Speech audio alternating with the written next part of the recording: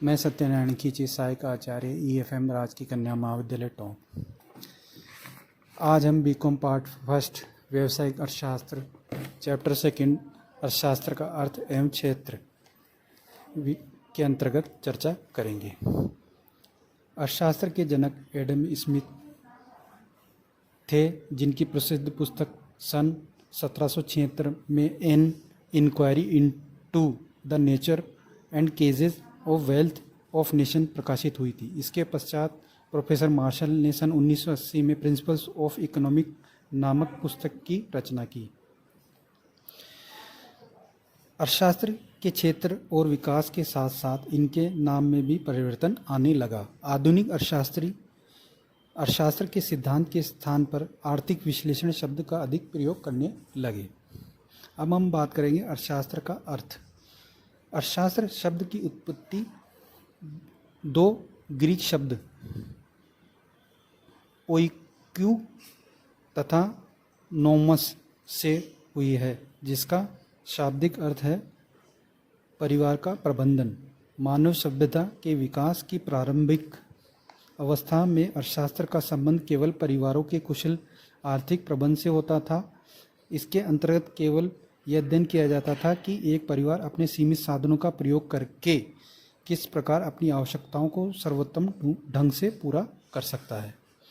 किंतु अर्थशास्त्र का आधुनिक रूप से केवल संसाधनों का आवंटन तक ही सीमित नहीं था, अपितु इनके विकास से संबंधित भी था और भविष्य में ये कौन सा रूप ग्रहण करेंगे यह कोई नहीं जानता था। इसलिए अर्थशास्त्र के संबंध में कई तरह की परिभाषाएं प्रचलित हैं। मुख्य रूप से अर्थशास्त्र विषय पर 5 तरीके की परिभाषाएं प्रचलित हैं। पहली जो परिभाषा है धन केंद्रित परिभाषा, जिसके अंतर्गत एडम स्मिथ ने कहा है कि अर्थशास्त्र राष्ट्रों के धन के स्वरूप और कारणों की खोज से संबंधित है। कल्याण केंद्रित परिभाषाएं। प्रोफेसर बेवरिज के मतानुसार अर्थशास्त्र उन सामान्य नीतियों का अध्ययन है जिनके द्वारा मनुष्य अपनी भौतिक आवश्यकताओं की पूर्ति करता है। दुर्लभता या सीमितता केंद्रित परिभाषाएं। प्रोफेसर रॉबिन्स ने कहा है कि अर्थशास्त्र एक विज्ञान है जिसमें साध्यों तथा सीमित एवं वैकल्पिक उपयोग वाले साधनों से संबंधित मानव व्यवहार का अध्ययन किया जाता है। चौथी जो इसकी परिभाषा है आवश्यकता विहीनता केंद्रित परिभाषा। इसके अंतर्गत प्रोफेसर जे के मेहता ने अर्थशास्त्र की परिभाषा को भारतीय दर्शन एवं संस्कृति के आधार पर आधारित किया है और आवश्यकताओं को कम से कम करने पर जोर दिया है। पांचवी जो इसकी परिभाषा है विकास केंद्रित परिभाषा। विकास केंद्रित परिभाषा में प्रोफेसर बेनम के अनुसार अर्थशास्त्र रोजगार एवं जीवन स्तर को प्रभावित करने वाले तत्वों का अध्ययन है। अर्थशास्त्र के क्षेत्र। अर्थशास्त्र के मुख्यतः 3 क्षेत्र हैं।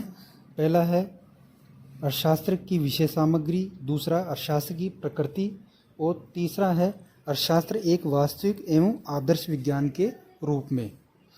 पहला जो इसका क्षेत्र है अर्थशास्त्र की विषय सामग्री, इसके अंतर्गत उपभोग, उत्पादन, विनिमय, वितरण और राजस्व पर अध्ययन किया जाता है। इसके नियम, नीतियों, सिद्धांतों का संपूर्ण अध्ययन किया जाता है। दूसरा अर्थशास्त्र की प्रकृति। अर्थशास्त्र एक विज्ञान या कला अथवा दोनों। यह जानने के लिए हम सर्वप्रथम दोनों के अर्थ पर विस्तृत अध्ययन करेंगे। विज्ञान का अर्थ। विज्ञान ज्ञान की वह शाखा है जिसमें क्रमबद्ध तरीके से किसी तथ्य अथवा विशेष नियम के कारण एवं परिणाम के मध्य पारस्परिक संबंध स्थापित किए जाते हैं। कला का अर्थ। किसी भी कार्य को ठीक प्रकार से करने की तकनीक को ही कला कहते हैं। प्रसिद्ध अर्थशास्त्री प्रोफेसर कीन्स के शब्दों में कला वांछित उद्देश्यों को प्राप्ति के लिए नियमों की एक प्रणाली है। तीसरा जो इसका क्षेत्र है अर्थशास्त्र का एक वास्तविक एवं आदर्श विज्ञान के रूप में। वास्तविक विज्ञान का अर्थ, वास्तविक विज्ञान विज्ञान की वह शाखा है जो वास्तविक स्थिति का अध्ययन करती है तथा समस्याओं के समाधान के लिए कोई सुझाव नहीं देती है।